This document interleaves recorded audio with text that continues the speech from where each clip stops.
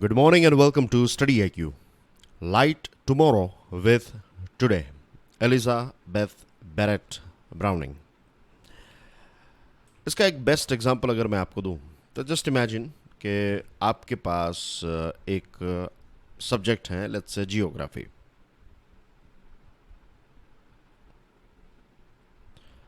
आप कोई एक खास एग्जामिनेशन की प्रिपरेशन कर रहे हैं और आपको जियोग्राफी के 10 चैप्टर्स जो हैं या फिर 10 टॉपिक्स लेट्स से तैयार करने हैं.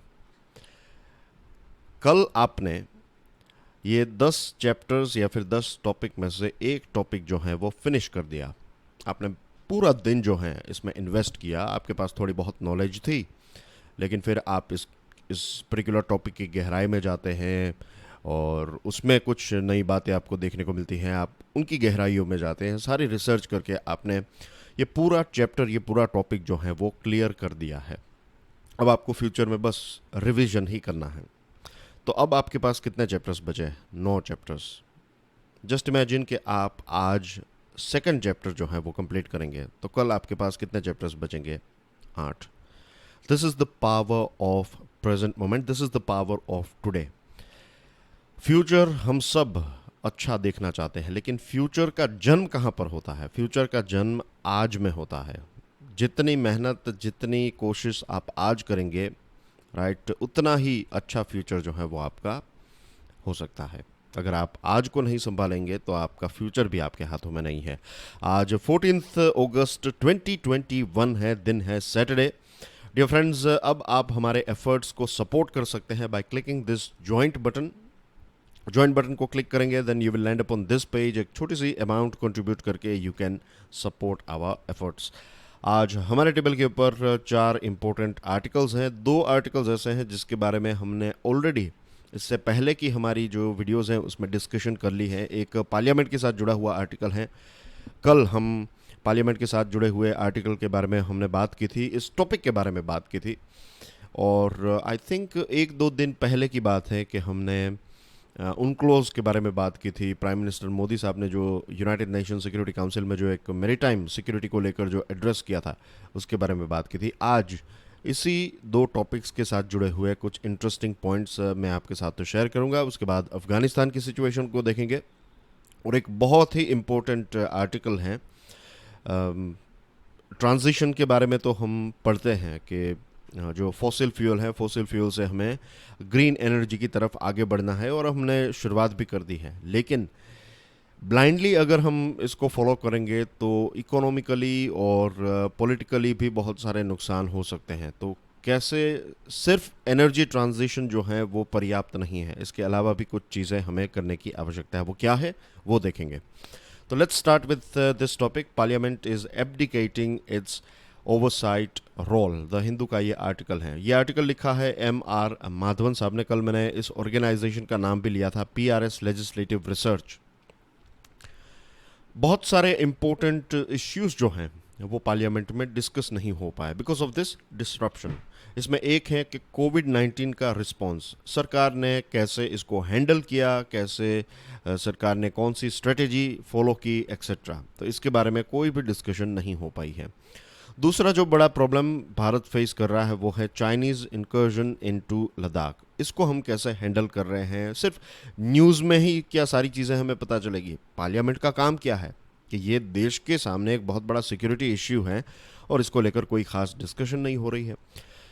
इकोनॉमी को लेकर भी हमने बहुत सारे टॉपिक्स डिस्कस किए हैं. फ्यूल की प्राइस बढ़ चुकी है, दूसरी एसेंशियल आइटम्स की प्राइस जो है वो बढ़ चुकी हैं, ग्रोथ का सिनारियो क्या है, ये सारी चीज़ें न्यूज़ में ही हम पढ़ते हैं.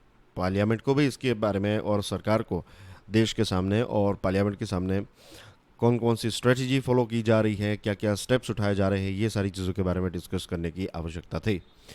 फार्मर्स प्रॉब्लम्स, ये कुछ बड़े बड़े प्रॉब्लम्स हैं. इसके अलावा भी बहुत सारे ऐसे प्रॉब्लम्स हैं जिनके ऊपर डिस्कशन हुई ही नहीं है. हमने ये भी कल डिस्कस किया कि फ्रीक्वेंट डिसरप्शन हुआ. गवर्नमेंट का भी कसूर है, ऑपोजिशन पार्टीज़ का भी कसूर है. और जितना वक्त दिया गया था, कल मैंने आपको बताया था कि 25% से भी कम परफॉर्मेंस किया है.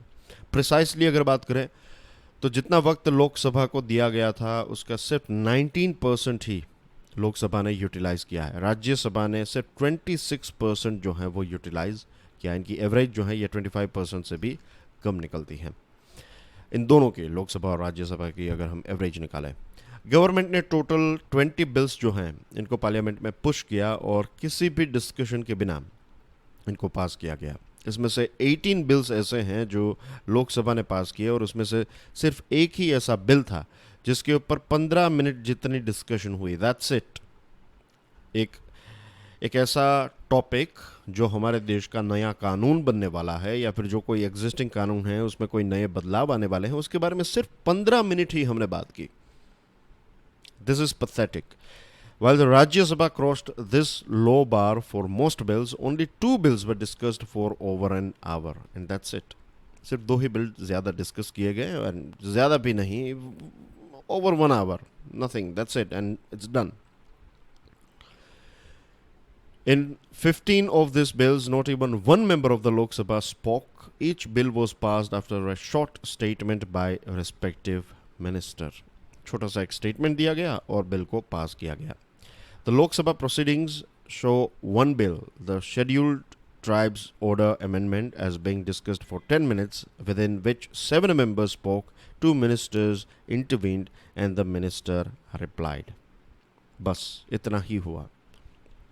अब प्रश्न ये उठता है, एक अलग एंगल से अगर चीज़ों को देखें तो एक मेजॉरिटी वाली जो सरकार होती है वो डेफिनेटली एक चीज़ प्रोवाइड करती है, that is stability. Stability is very important कि एक सरकार 5 सालों तक तो रहेगी, तो जो आपके देश में लोग इन्वेस्ट करने के लिए आ रहे हैं, चाहे वो डोमेस्टिक इन्वेस्टर्स हों चाहे वो फॉरेन इन्वेस्टर्स हों, तो उनको इतना तो पता चलेगा कि सरकार जो है वो 5 सालों तक है। लेकिन स्टेबिलिटी के चक्कर में हमें ये चीज़ नहीं भूल जानी चाहिए कि सरकार की एक रिस्पॉन्सिबिलिटी भी होती है। फिर आपके पास मेजॉरिटी है, इसका मतलब ये नहीं है कि आप इसको एक्सप्लॉइट करें। यहाँ पर यही चीज़ हमें नज़र आ रही है।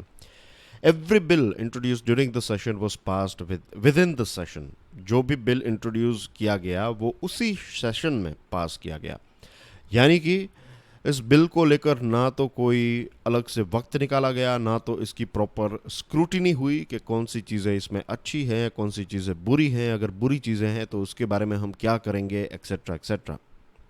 कल हम ये भी बात कर रहे थे कि पार्लियामेंट्री कमेटी जो है उसको एक भी बिल जो है वो दिया नहीं गया है, और चिंता का विषय यह है कि स्टेट असेंबलीज़ में इस प्रकार का बिहेवियर हमें देखने को मिलता है। 2020 की बात करें तो 91% जितने जो बिल्स हैं 19 ऐसी स्टेट असेंबलीज़ में पास किए गए सिर्फ 5 दिनों के अंदर। ये एक नया ट्रेंड जो है वो हमें हमारी पार्लियामेंट में देखने को मिल रहा है, और ये बहुत बड़ा चिंता का विषय है, और ये आंकड़ा जो है वो धीरे धीरे इंक्रीज़ होता जा रहा है।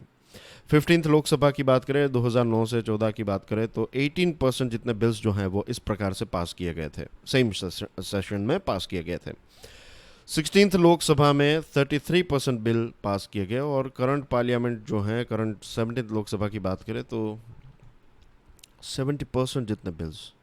This is a very dangerous thing. ये हमारी डेमोक्रेसी जो है वो किस दिशा में जा रही है, और पार्लियामेंट का जो फंक्शन है वो फंक्शन तो फुलफिल ही नहीं हो रहा है। हमारी 3 ब्रांचेस जो हैं, हम कहते हैं कि 3 पिलर्स, मीडिया को 4th पिलर कहा गया है।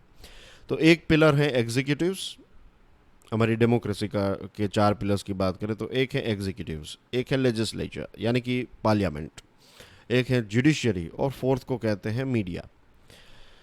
तो लेजिस्लेचर को क्यों बनाया गया है, उसके पीछे एक रीज़न यही है कि जो एग्जीक्यूटिव्स हैं उनके द्वारा किए गए काम, यानी कि सरकार जो है वो क्या कर रही है क्या नहीं कर रही, ये सारी चीज़ों की स्क्रूटिनी जो है ये लेजिस्लेचर करेगा। लेकिन लेजिस्लेचर यानी कि पार्लियामेंट या फिर आपकी जो स्टेट असेंबली है, वहाँ पर कोई इस प्रकार की डिस्कशन नहीं हो रही है, तो इसका काम ही क्या रहा, इसका फंक्शन ही क्या रहा, तो क्या इसकी आवश्यकता है? अगर धीरे धीरे ट्रेंड इस प्रकार से आगे बढ़ रहा है कि पार्लियामेंट में डिस्कशन नहीं हो रही है, लेजिस्लेचर में डिस्कशन नहीं हो रही है, डिबेट नहीं हो रही है, सिर्फ डिस्ट्रप्शन हो रहा है, तो फिर इसके होने का फ़ायदा क्या है देश को? मैं ऐसा नहीं कह रहा हूँ कि इसकी आवश्यकता नहीं है, लेकिन आपके पास कोई चीज़ है और आप इसका इस्तेमाल ही नहीं कर रहे हैं, तो फिर वो चीज़ आपके पास है नहीं है इसका क्या फ़र्क पड़ता है। इट्स लाइक बुक्स, बहुत सारे लोग जो हैं उनके पास बहुत सारी बुक्स होती हैं, किताबें होती हैं, लेकिन वो कभी पढ़ते ही नहीं हैं। तो वो किताबें का बस एक आपके कमरे में या फिर हॉल के अंदर जो एक शोपीस की तरह है, उसके अलावा उसका कोई फ़ायदा नहीं है। नेक्स्ट ईयर हम हमारी पार्लियामेंट की 70th एनिवर्सरी सेलिब्रेट करेंगे। तो ये हमारे लिए एक बहुत बड़ा प्रश्न है, ये एक चर्चा का विषय है कि ये जो एक एक नया बेंचमार्क, एक बहुत ही नेगेटिव बेंचमार्क जो हमने सेट किया है, इसको हम कैसे रेक्टिफाई करेंगे। और पार्लियामेंट की एक बहुत बड़ी बिल्डिंग भी बनाई जा रही है। अब बहुत सारे एमपीज़ जो हैं वो प्रेजेंट ही नहीं होते। राज्यसभा की बात करें तो 50% जितने लोग जो हैं वो कई बार थे ही नहीं। तो ये सारी चीज़ें अगर हम कर रहे हैं, ये माहौल है, तो फिर बड़ी बिल्डिंग का क्या फ़ायदा। That's everything as far as this topic is concerned. आगे बढ़ते हैं दूसरे टॉपिक्स की तरफ, लेकिन उससे पहले अगर आज के लेक्चर की पीडीएफ को आप डाउनलोड करना चाहते हैं, then check out my Telegram channel. You can follow me on Facebook, Insta and Twitter as well. फिर जो हमारा नेक्स्ट टॉपिक है, this one is about an Indian sail to navigate the maritime environment. The Hindu का ये article है। Article लिखा है सुजन are Shenoy साहब ने, जो एक फॉर्मर एम्बेसडर रह चुके हैं। 9 अगस्त की बात करें तो यूनाइटेड नेशंस सिक्योरिटी काउंसिल के हाई लेवल ओपन डिबेट जो enhancing maritime security A case for international cooperation, इसको एड्रेस करते हुए प्राइम मिनिस्टर नरेंद्र मोदी साहब ने जो चीज़ें बताई हैं, या फिर हम कह सकते हैं भारत ने जो चीज़ें दुनिया के सामने रखी हैं, right, they are very very important. वो एक राइट टाइम पर और पर्याप्त इंफॉर्मेशन जो है, पर्याप्त टॉपिक्स जो हैं, वो प्रिसाइज टॉपिक्स भारत ने दुनिया के सामने रखे। भारत ने ये भी कहा कि ये हमारा कल्चर रहा है कि ओशियंस जो हैं उसको रिस्पेक्ट करें। ओशियंस जो हैं ये ओपन होने चाहिए, ये क्लोज नहीं होने चाहिए। ये भारत के कल्चर का पार्ट है। भारत की अगर हम हिस्ट्री को देखें तो बहुत सारे एग्जाम्पल्स हमें इसको सपोर्ट करने वाले एग्जाम्पल्स मिलते हैं। और भारत की अगर हम जियोग्राफी को समझें तो भी हमें ये पता चलता है कि ओशियंस जो हैं वो भारत के लिए बहुत ही इम्पोर्टेंट हैं। ओशियंस के बारे में प्राइम मिनिस्टर नरेंद्र मोदी साहब ने ये कहा कि oceans are common heritage of humankind and a lifeline for the future of the planet. इतिहास को देखें, प्रेजेंट को देखें और फ्यूचर को देखें तो ओशियंस जो हैं ये एक बहुत ही इम्पोर्टेंट रोल प्ले करते हैं मानव जाति के लिए। The global community to develop a common framework to deal with contemporary challenges including maritime disputes and natural disasters। हमें क्या चाहिए? हमें एक ऐसा कॉमन फ्रेमवर्क चाहिए, इस दुनिया को ऐसा कॉमन फ्रेमवर्क चाहिए कि ग्लोबल कम्युनिटी जो है वो मिलकर ये मैरीटाइम डिस्प्यूट्स और नेचुरल डिजास्टर्स को एक साथ, मैरीटाइम किसी दो देशों के बीच में कोई डिस्प्यूट चल रहा है तो उसको पीसफुली सॉल्व किया जाए। अगर सुनामी या फिर ऐसी कोई चीज़ आती है तो सभी देश मिलकर जो है वो जितने भी अफेक्टेड देश हैं उनकी मदद करें।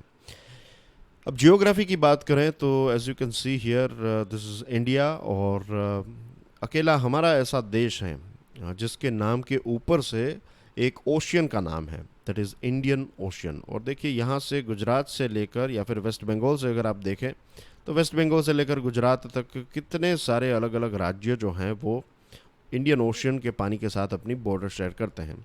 फिर इसमें छोटे सेगमेंट्स क्रिएट किए जा सकते हैं। ये जो पोर्शन है इसको अरेबियन सी कहा जाता है, इस वाले पोर्शन को बे ऑफ बंगाल कहा जाता है, बट ये पार्ट किसका है? ये इंडियन ओशियन का ही पार्ट है। बहुत सारे अलग अलग देश भी इंडियन ओशियन के साथ बॉर्डर शेयर करते हैं। इससे पहले की हमारी डिस्कशन में मैंने आपको 3 कॉन्टिनेंट्स के नाम भी बताए थे। अब हिस्ट्री की बात करें तो ज़ांज़ीबार नाम की जो जगह है, ज़ांज़ीबार से वास्को डी गामा को इंडिया ले आने वाला जो व्यक्ति था वो एक गुजराती सीमेन था, वो एक कच्छी व्यक्ति था, वो कच्छ का था। कच्छ में एक छोटा सा टाउन है जिसका नाम है मांडवी। लास्ट ईयर मैं कुछ दिनों के लिए मांडवी गया था और वहाँ पर मैंने उन जगहों को देखा जहाँ पर सदियों से जो एक ट्रेडिशनल तरीके से शिप बिल्ड की जाती है।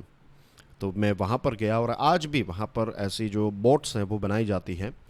और वहाँ पर एक छोटा सा म्यूज़ियम जैसा था। वहाँ पर एक मेरी ही उम्र के एक व्यक्ति थे, तो उन्होंने मुझे बताया कि कैसे उनके दादाजी जो थे और उनके दादाजी के पिता जो थे वो इसी बिज़नेस में थे और कैसे वो शिप्स बनाते थे। फिर उन्होंने मुझे पूरी हिस्ट्री बताई कि कैसे वास्को डी गामा को इंडिया ले आने वाला जो व्यक्ति था वो भी इसी मांडवी टाउन का था। तो ये है हमारी एक हिस्ट्री। बहुत ही कम लोगों को ये पता होगा कि जो नेविगेशन शब्द है उसका जन्म भी संस्कृत वर्ड नवगत से पैदा हुआ है। मेसोपोटामिया नाम की एक संस्कृति है।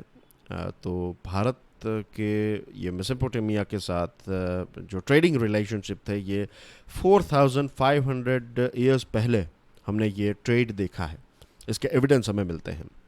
फिर इंडस वैली सिविलाइजेशन की बात करें तो लोथल नाम का जो शहर है ये बहुत ही फेमस है और इसके बारे में आपके पास थोड़ी बहुत इन्फॉर्मेशन भी होनी चाहिए। वैसे ये सारे टॉपिक्स जो हैं ये लोथल के बारे में और मेसोपोटामिया के बारे में आपको सारी चीज़ें जो हैं वो एनसीईआरटीज़ में मिल ही जाती हैं। आई एम श्योर आपने एनसीईआरटीज़ पढ़ी होगी या फिर पढ़ रहे होंगे। तो ये सारे टॉपिक्स जब भी आए तो आप ये टॉपिक्स को आज के जो चैलेंजेस हैं करंट अफेयर्स के साथ लिंकअप आपको करना है। This is how you prepare for civil services examination. और राव घोष जी द्वितीय 1760 से लेकर 1778 तक उनका राज रहा और वहाँ पर एक बनाई गई शिप, अगेन कच्छ की बात है ना, आई एम श्योर ये इसके और रिसर्च में जाए then we will find Mandvi here as well. तो ये शिप जो है वो बनाई गई थी, इंडिजीनियसली बनाई गई थी और लोकल क्रू जो हैं वो इस शिप को इंग्लैंड लेकर गए और इंग्लैंड से वापस गुजरात आए।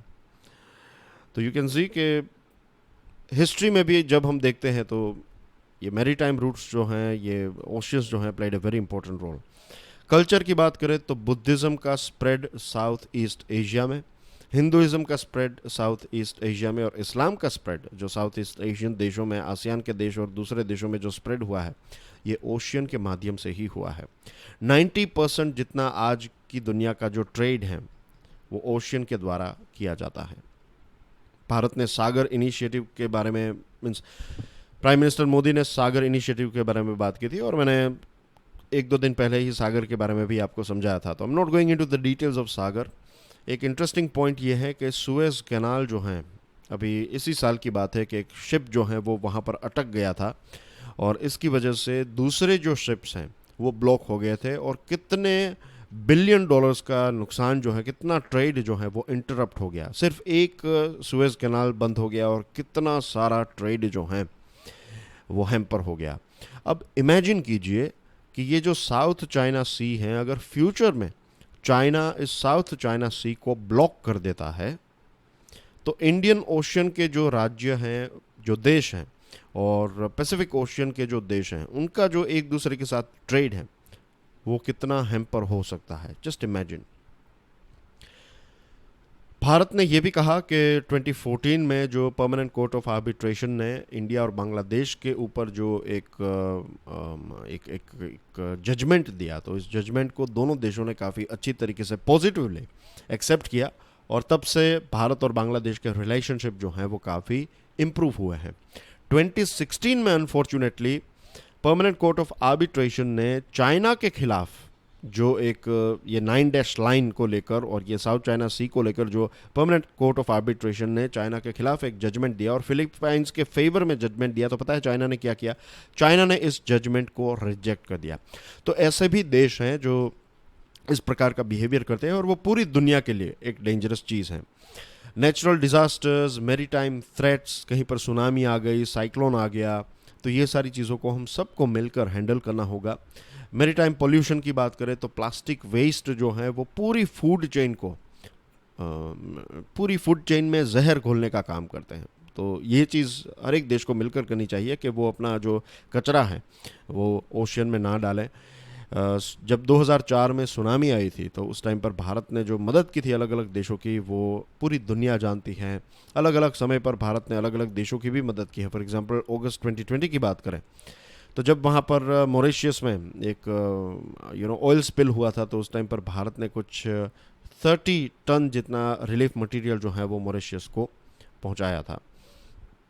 5 अगस्त की बात करें तो 5 अगस्त को भारत के जो director general of Indian coast guard हैं उनको एग्जीक्यूटिव डायरेक्टर के तौर पर सिलेक्ट किया गया, इनफैक्ट इलेक्ट किया गया, नॉट सेलेक्ट, इलेक्ट किया गया। और ये जो रीकैप हैं, regional cooperation agreement on combating piracy and armed robbery against the ships in Asia information sharing centre जो सिंगापुर में है, तो अब हमारे इंडियन कोस्ट गार्ड के जो डीजी हैं वो उनके एग्जीक्यूटिव डायरेक्टर बन चुके हैं। इसके अलावा इंडिया की जो नेवी है वो state of the art information fusion centre Indian Ocean region IFC-IOR चलाती है, जो गुरुग्राम में है इसकी ऑफिस। और इस ऑफिस में US, जापान, फ्रांस, ऑस्ट्रेलिया और UK जैसे देशों के ऑफिसर्स भी यहाँ पर काम करते हैं। और भारत दूसरे देशों को भी ट्रेनिंग प्रोवाइड करता है। भारत ब्लू डॉट नेटवर्क को भी सपोर्ट कर रहा है। और भारत ने यह भी कहा कि जो इंटरनेशनल लॉज हैं, भारत ने जब UNCLOS के बारे में बात की और UNCLOS को सपोर्ट किया, इसका मतलब यह है कि UNCLOS जो हैं उसको एक बहुत बड़ा सपोर्ट मिला है और हर एक देश को UNCLOS को फॉलो करना चाहिए। UNCLOS को और ज़्यादा रिफाइन और रोबस्ट बनाने की आवश्यकता है, लेकिन जैसे लॉज अभी हैं इन ऐसे लॉज को तो फॉलो करने की आवश्यकता हर एक देश को है। तो ये थी कुछ इस पर्टिकुलर टॉपिक को साथ जुड़ी हुई बातें। अब बात करते हैं अफगान ट्रेजेडी के बारे में। It's going to be a very quick discussion about Afghanistan. We all know कि वहाँ पर क्या सिचुएशन हो रही है। हाल ही में कांदाहार और हेरात नाम के जो बड़े शहर हैं, अफगानिस्तान का सेकंड और थर्ड लार्जेस्ट सिटीज़ हैं। सेकंड है कांदाहार और थर्ड है हेरात। ये दोनों तालिबान के कंट्रोल में आ चुके हैं। पिछले 8 दिनों में 17 ऐसे शहर हैं जिनको तालिबान ने कंट्रोल में ले लिया। और USA की इंटेलिजेंस ये कहती है कि आने वाले 3 महीनों के अंदर काबुल जो है वो भी तालिबान के कंट्रोल में आ जाएगा। ये सारी चीज़ें इसलिए हो रही है क्योंकि एक गलत टाइम पर, एक गलत तरीके से USA और इंटरनेशनल फोर्सेस जो हैं वो यहाँ से निकल रही है। 2020 में जब USA और तालिबान के बीच में एग्रीमेंट हुआ, तो ये एग्रीमेंट हुआ था कि USA के सोल्जर्स को आप टच नहीं करेंगे, उनके साथ वायलेंस नहीं करेंगे, हम पीसफुली यहाँ से निकल जाएंगे। कोई ऐसी गारंटी नहीं ली गई और तालिबान ऊपर ऊपर से बातें कर रहा था कि भाई हम हम झगड़ा नहीं करेंगे, वायलेंस नहीं करेंगे, लेकिन ये सारे गलत प्रोमिसेस थे। उस टाइम पर भी जब नेगोशिएशंस चल रहे थे, मुझे पक्का याद है कि एक तरफ नेगोशिएशंस चल रहे थे एग्रीमेंट को लेकर और दूसरी तरफ तालिबान जो है वो वायलेंस कर रहा था। आज अफ़गानिस्तान की सिचुएशन ये है कि वो डिवाइडेड है, पॉलिटिकली डिवाइड हो चुका है। रूरल एरिया और अर्बन एरिया के बीच में एक डिवीज़न है। वहाँ के कुछ एथनिक लीडर्स हैं तो वो भी अब सपोर्ट, पहले ऐसा वक्त था जब वो सरकार को सपोर्ट कर सकते थे, लेकिन अब वो तालिबान के द्वारा क्रश किए गए हैं। और we are talking about 40 million people, 4 crore लोग जो हैं उनका जीवन जो है वो बर्बाद हो जाएगा। अफ़गानिस्तान के लोगों की सिचुएशन बहुत ही ख़राब, बहुत ही नाजुक है फ़िलहाल। और इट्स वेरी सैड कि आज के ज़माने में ऐसी चीज़ हो रही है। ऐसी चीज़ें तो हम हिस्ट्री की किताबों में पढ़ते हैं, वैसी चीज़ आज के 21st सेंचुरी में ऐसी चीज़ हो रही है अफ़गानिस्तान में। It's very sad. Transition from fossil fuels in India, times of India का ये एक बहुत ही इम्पोर्टेंट आर्टिकल है। IPCC का रिपोर्ट जो है उसने ये कहा है कि अगर जिस प्रकार से चीज़ें चल रही हैं ऐसा चलता रहा तो 2100 तक क्लाइमेट जो है वो 2 डिग्री सेल्सियस को क्रॉस कर जाएगा या फिर टच कर जाएगा। और 2 डिग्री सेल्सियस क्या है? ये एक टिपिंग पॉइंट है, isn't it? I am sure you know the concept of tipping point, regular students. 2 दिन पहले ही हमने इसके बारे में बात की थी। आप सोच रहे होंगे कि सारी चीज़ें 2 दिन पहले ही हमने बात देंगे। इसके कुछ टॉपिक्स ऐसे होते हैं कि वो ऐसा नहीं है कि वो स्टार्ट हुआ और फिनिश हो गया, वो चलते रहते हैं। तो क्लाइमेट चेंज भी ऐसा ही एक टॉपिक है, उसके बारे में जो भी अच्छी चीज़ें, बहुत सारी चीज़ें रिपीटेड होती हैं, तो उसको फिर से पढ़ने की आवश्यकता है। उसको अगर आप ऐसे आर्टिकल्स को आप पढ़ेंगे, means I want you guys to read yourself as well. लेकिन यहाँ पर जब हम क्लाइमेट चेंज की और इस प्रकार के टॉपिक्स की बात करते हैं तो फिर होगा ये कि आप जब भी कोई इसको लेकर आर्टिकल टाइम्स ऑफ इंडिया में, इंडियन एक्सप्रेस, हिंदू या फिर कोई भी न्यूज़पेपर में पढ़ेंगे तो it's going to be very quick for you, is it? क्योंकि आपको मेन मेन चीज़ें जो हैं वो पता होती हैं, क्योंकि ये सारी चीज़ें हमने डिस्कस कर ली हैं। तो okay, enough about that, now let's move on to this article. तो ये जो ट्रांजिशन हम कर रहे हैं from fossil fuel to green energy, it is very very important, इसमें कोई डाउट ही नहीं। लेकिन ये ट्रांजिशन जो है ये जस्ट और इक्विटेबल होना चाहिए। इट बी बिट कंफ्यूज्ड कि what is just and equitable outcome. Will talk about India. Bharat की बात करें तो हमारा एनर्जी मैप जो है वो काफ़ी एसिमेट्रिक, इसमें काफ़ी एक अप डाउन आपको देखने को मिलता है। फॉर एग्जांपल, हमारे देश में जो कोल प्रोडक्शन है तो 85% कोल प्रोडक्शन जो है वो गरीब राज्यों में होता है। Jharkhand, Orissa, Chhattisgarh, waste Bengal, Madhya Pradesh, right? Bihar, Jharkhand, waste Bengal, Orissa, Madhya Pradesh, Chhattisgarh, ये सारे राज्यों के अंदर। ओके, रिन्यूएबल एनर्जी की बात करें तो 60% रिन्यूएबल एनर्जी का जो पोटेंशियल है और करंट कैपेसिटी जो 80% जितनी है वो वेल्थी सदर्न और वेस्टर्न स्टेट्स में हो रहा है। आपका गुजरात, राजस्थान है, गुजरात है इसमें, then you have Andhra Pradesh, Karnataka, Tamil Nadu, Kerala, sorry Kerala यहाँ पर नहीं है, तमिलनाडु है, and then you have Maharashtra, right? तो ये सारे राज्य हैं, तेलंगाना भी है इसमें। तो as you can see there is a big divide. जो गरीब राज्य हैं वो आज भी कोल प्रोडक्शन के ऊपर है और रिन्यूएबल और ये सारी चीज़ें जो हैं वो वेल्थी स्टेट्स में हो रही है।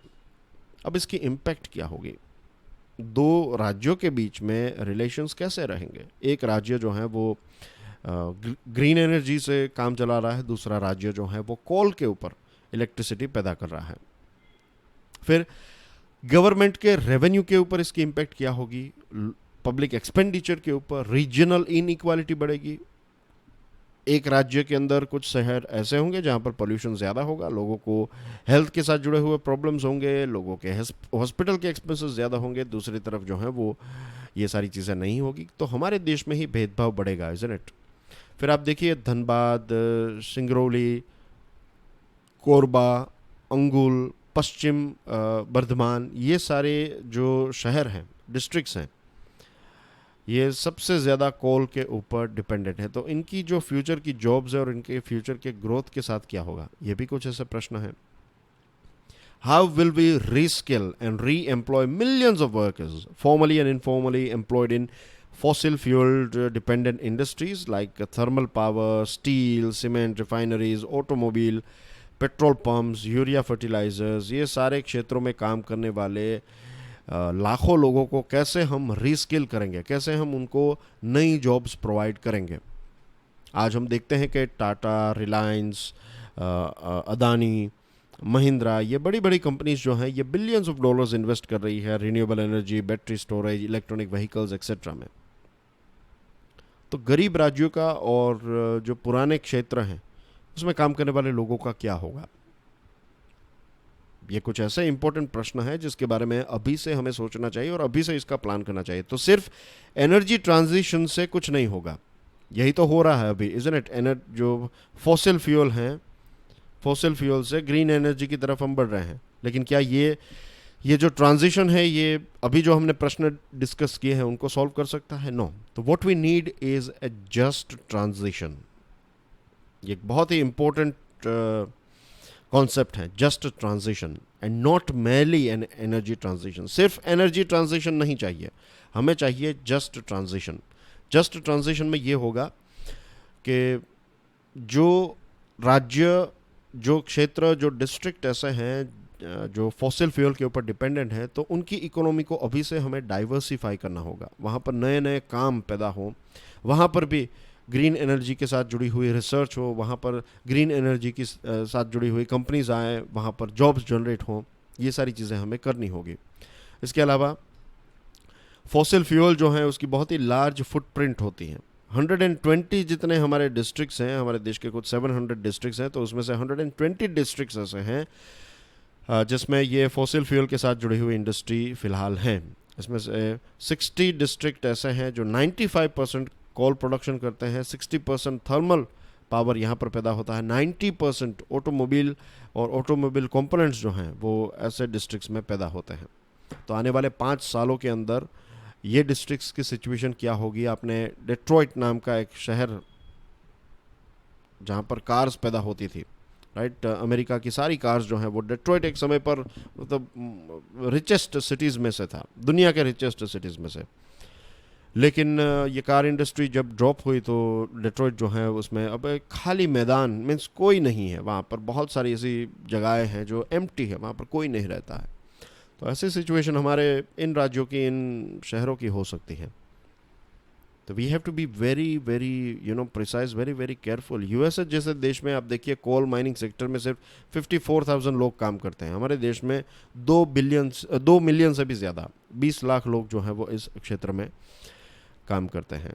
फिर गवर्नमेंट के रेवेन्यू के ऊपर क्या इसकी इम्पैक्ट होगी। कोल हैं, ऑयल हैं, गैस जो हैं, ये सेंट्रल गवर्नमेंट का जो टोटल इनकमिंग पैसा, तो 18.8%, 19% जितना पैसा जो है वो सेंट्रल गवर्नमेंट को ये चीज़ों से मिलता है।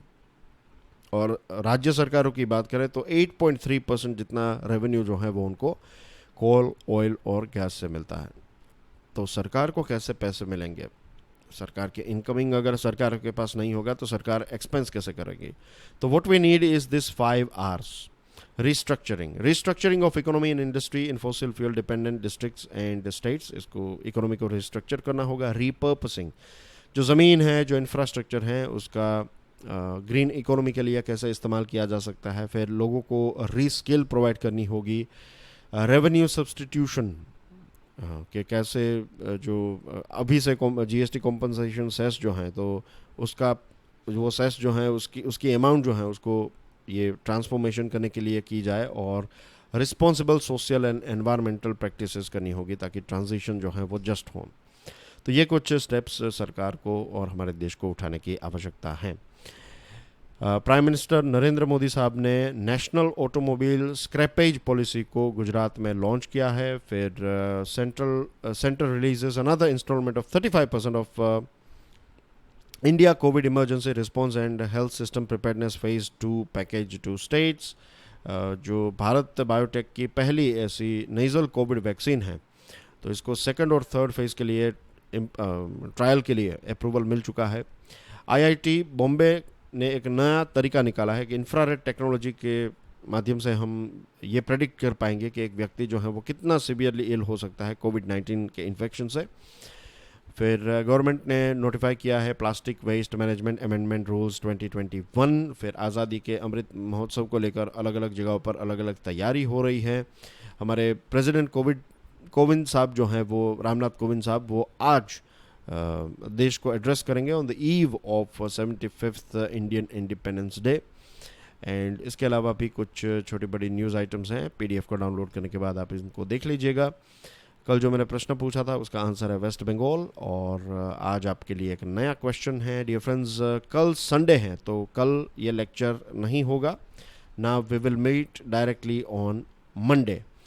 तो प्लीज़ मेक श्योर कि आप अपनी स्टडीज़, हेल्थ, सारी चीज़ों का अच्छे से ख्याल रखें। और ये भी मेक श्योर करें कि आप इस लेक्चर को दूसरे स्टूडेंट्स के साथ शेयर करें।